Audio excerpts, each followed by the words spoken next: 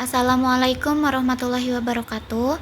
Perkenalkan, saya Siti Sophia dengan NIM 21842020007 beserta rekan saya Arif Juliansa dengan NIM 21842020001. Kami di sini akan mempresentasikan mengenai materi tes dan non-tes pada mata kuliah evaluasi pembelajaran matematika. Teknik tes yaitu suatu prosedur yang sistematis untuk mengukur tingkah laku peserta didik atau merupakan alat pengukur yang mempunyai standar tertentu yang objektif mengenai tingkah laku seseorang atau sekelompok peserta didik yang dapat digambarkan dalam bentuk skala angka atau sistem kategori. Pelaksanaan tes hasil belajar dapat diselenggarakan secara tes tertulis, tes lisan, dan perbuatan. Kemudian jenis tes tertulis, yang pertama tes objektif, yaitu berbentuk pilihan ganda, isian, benar, salah, dan menjodohkan. Yang kedua tes uraian, terbagi atas tes uraian objektif dan tes uraian non-objektif.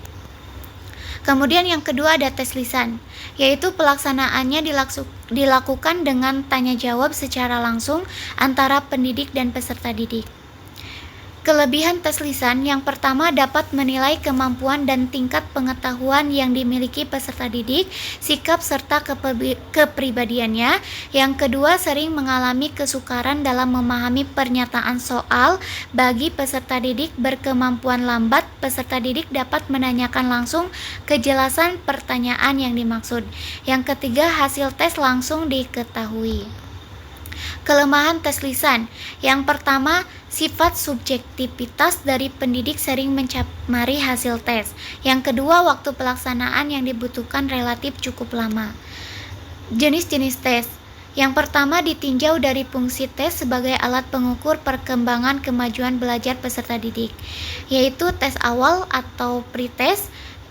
Yang kedua tes akhir, yaitu post-tes. Yang ketiga tes diagnostik. Yang keempat tes formatif. Yang kelima tes sumatif, dan yang keenam adalah tes seleksi. Nah, selanjutnya akan disampaikan oleh rekan saya yaitu Arif Juliansa. Baik, jenis tes selanjutnya itu adalah yang kedua berdasarkan aspek psikis yang diungkap.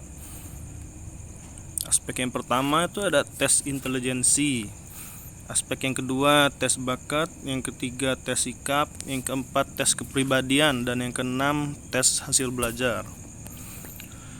Jenis yang ketiga berdasarkan banyaknya orang yang mengikuti tes individu, tes kelompok.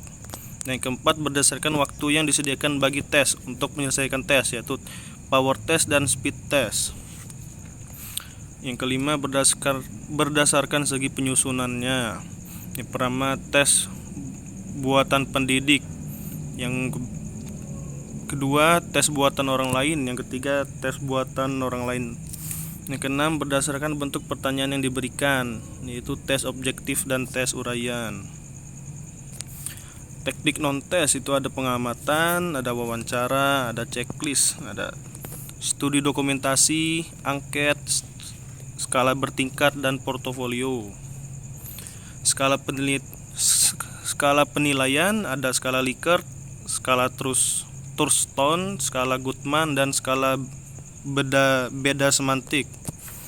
Skala Likert, dalam skala ini hanya menggunakan item yang secara pasti baik dan secara pasti buruk.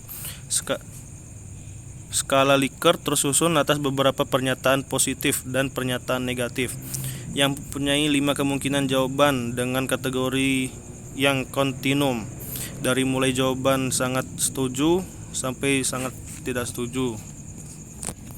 Skala Thurston meminta responden untuk memilih pertanyaan yang ia setujui dari beberapa pertanyaan yang menyajikan pandangan yang berbeda-beda. Pemberian nilai ini berdasarkan jumlah tertentu pernyataan yang dipilih oleh responden mengenai angket tersebut.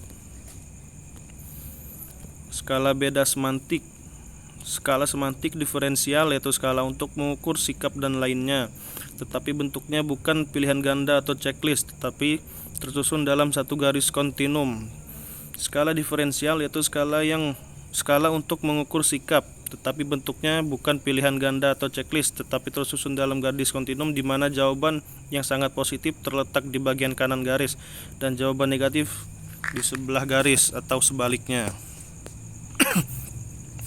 Skala Goodman. Skala Goodman yang disebut juga metode skalogam atau analisa skala sangat baik untuk meyakinkan peneliti tentang kesatuan dimensi sikap atau sifat yang teliti yang disebut isi universal atau atribut universal.